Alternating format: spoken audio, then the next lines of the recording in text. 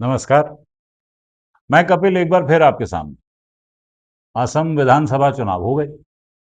पवन खेड़ा और हेमंत बिस्व शर्मा के बीच बढ़िया ढिशुम ढिशुम हुई। खेड़ा साहब ने शर्मा साहब पर कुछ आरोप लगाए, उनकी पत्नी पर कुछ आरोप लगाए और सुनते हैं कुछ दस्तावेज भी दिखाए।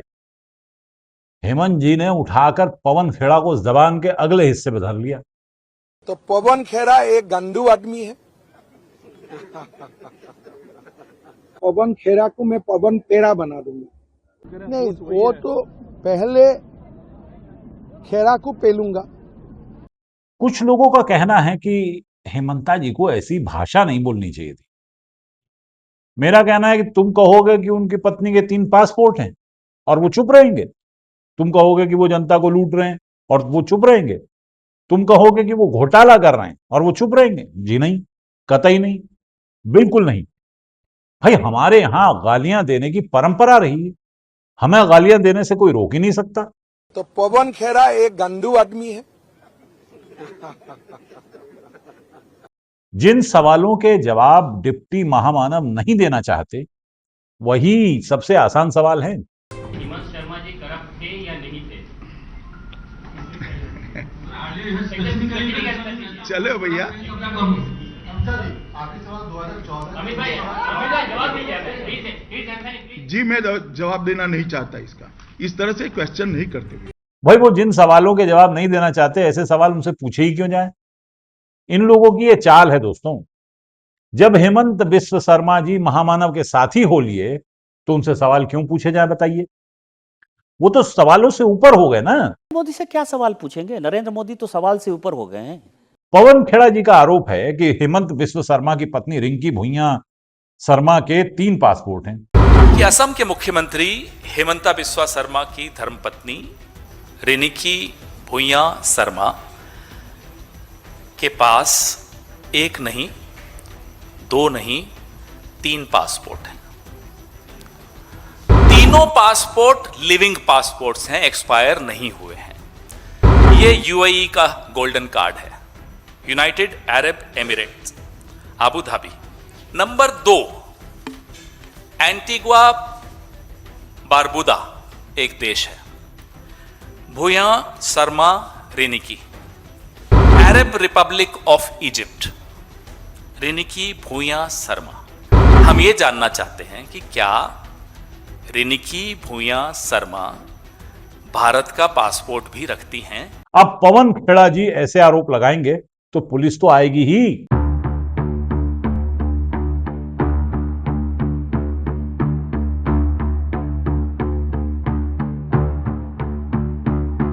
पवन खेड़ा जी को सोचना चाहिए था कि आरोप किस पर लगाया जा रहा है। अरे किसी गरीब आदमी पर आरोप लगाओ यार। अच्छा सीएम पर लगाना है तो लगाओ, केजरीवाल पर आरोप लगाओ, उमर अब्दुल्ला पे आरोप लगाओ, शिव कुमार पर आरोप लगाओ, कोई भी कैसा भी आरोप लगा दो। गृह मंत्रालय सीधे संज्ञान लेगा। ईडी सीबीआई को चार्जशीट दाखिल करने में जरा भी समय नहीं लगेगा। आप सीधे हेमंत बिस्व शर्मा पर आरोप लगाओगे तो क्या चलेगा जी।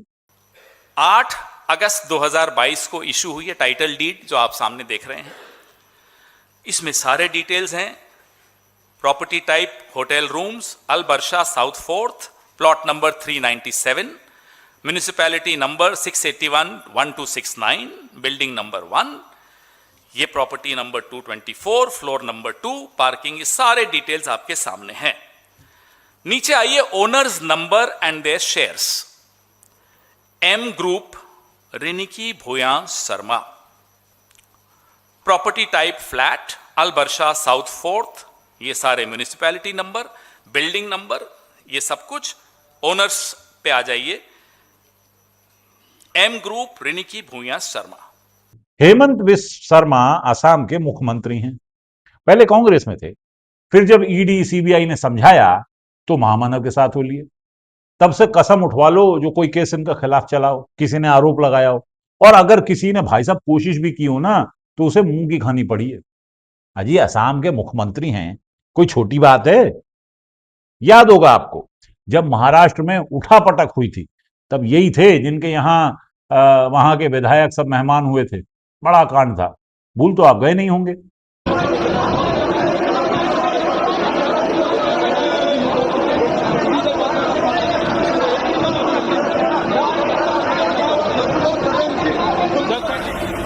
पवन खेड़ा ने कहा कि असम के मुख्यमंत्री हेमंत बिस्व शर्मा की पत्नी के 3 पासपोर्ट, यहां आधार एक से ज्यादा नहीं हो सकता, राशन कार्ड एक से ज्यादा नहीं हो सकता।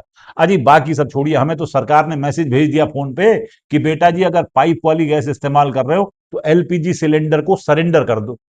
बताइए, पैसा भी मैं ही दूं, लाइन में भी मैं ही लगूं, लेकिन तुम्हें सिलेंडर वापस कर दूं, और तुम सारे देश में ये कहते फिरो कि कोई दिक्कत नहीं है।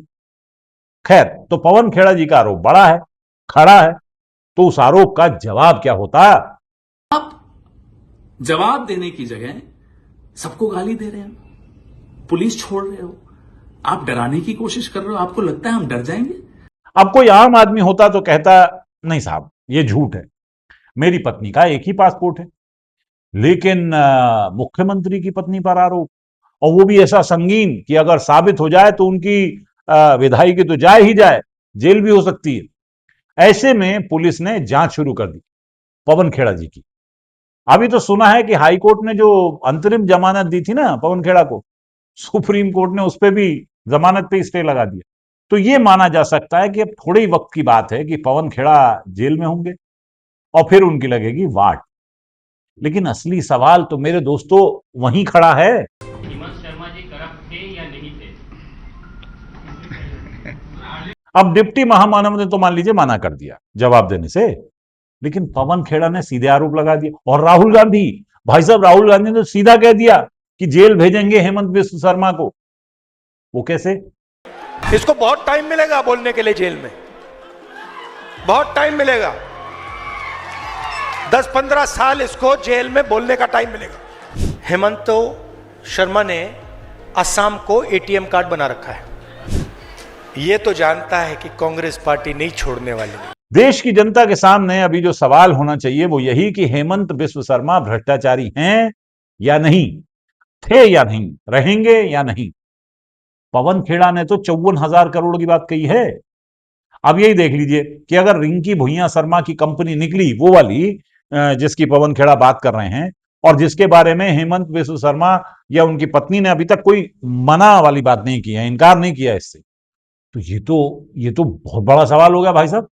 State of Wyoming, US, America, ये रिनिकी भूया शर्मा एसेट कलेक्टिव एलएलसी नाम की कंपनी है। मेंबर है रिनिकी भूया शर्मा नंबर 1, नंबर 2 रिनिकी भूया गैप शर्मा 2, तीसरे पे एच रिंकी नंदी एलएलसी। अब ये एच कौन है? हेमंता। रिनिकी कौन है? हेमंता जी की धर्मपत्नी। और नंदी कौन है? नंदिल उनका बेटा है, जिसका NANDI इन्होंने उसमें डाला। 3,467 करोड़ यूएस डॉलर्स ये इस कंपनी का बजट एलोकेट हुआ। डिप्टी महामानव जो असम की जनता को गाय भैंस बांटने का वादा कराए हैं, हेमंत बिस्व शर्मा असम में मुसलमानों को परेशान करने की वकालत कर रहे हैं, और उनकी पत्नी रिंकी भुइयां शर्मा कह रही हैं कि भैया मैं तो राजनीतिक व्यक्ति नहीं हूं। इसका फैसला कौन करेगा? भाई आप में से कोई जानकार हो तो बताए कि क्या इन आरोपों की कोई जांच चलाई जा सकती है? क्या इन पर ईडी या मान लीजिए PMLA का कोई मामला चल सकता है? वैसे मेरा तो यही मानना है दोस्तों कि खाओ और खाने दो, बाकी भाषण चाहे यही दो कि ना खाऊंगा ना खाने दूंगा। ये ना खाऊंगा वाले केयर फंड का मामला दबाकर बैठे हुए, और अब यानी 15 साल बाद भी घुसपैठियों को बाहर निकालने के लिए 5 साल और मांग रहे हैं आपसे। मैं आज फिर से एक बार वादा करता हूं कि हम घुसपैठियों को निकालेंगे। अच्छा, असम का तो मुझे पता नहीं, जनरली मैं पता करने की कोशिश करता हूं कि भाई चुनाव में क्या होगा, लेकिन इस बार केचुआ ने जो वोट कटुआ की भूमिका निभाई, उसमें जो गोटियां सेट की, उनके हिसाब से पहले से ही सेट गेम लगता है। इसलिए इस बार न बंगाल, न असम, न केरल में मेरी कोई दिलचस्पी रही। चुनाव का नतीजा जो भी रहे, मेरा मानना यह है कि खेड़े के पेड़ ने जो आग लगाई है उसका धुआं दिखाई दे रहा साहब, और अगर इसे डिप्लोमेटिकली शांत नहीं किया गया तो यह असम की राजनीति में एक नया बारबेक्यू बनाएगा।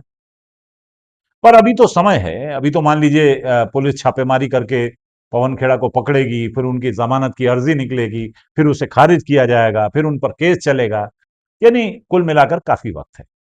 आप असम का तेल देखिए, तेल की धार देखिए। बाकी चचा जो थे हमारे गालिब, कलकत्ते तक घूम के आए थे। अच्छा, उनके जमाने में पासपोर्ट हुआ ही नहीं करता था, जिसका जब दिल किया मुंह उठा के कहीं भी चला जाता था भाई साहब। खुद चचा ने कलकत्ते से वापस आकर कहा, कलकत्ते का जो जिक्र किया तूने हमनशी, एक तीर मेरे सीने में मारा कि हाय हाय। इस शेर में असम का जिक्र नहीं हो सकता था, बहर गलत हो जाएगी। पर आप चचा का वो असम वाला शेर सुनिए। असम का जो जिक्र तूने किया पवन खेड़ा, हेमंत शर्मा के सीने पे तीर मारा कि हाय हाय। यहां गौर करने वाली बात यह है कि वो दस्तावेज जो पवन खेड़ा ने पेश किए असली हो या नकली, जांच तो भाई साहब होगी। अब जांच हो ही जाए तो अच्छा है, बाकी सब पानी कम है। नमस्कार।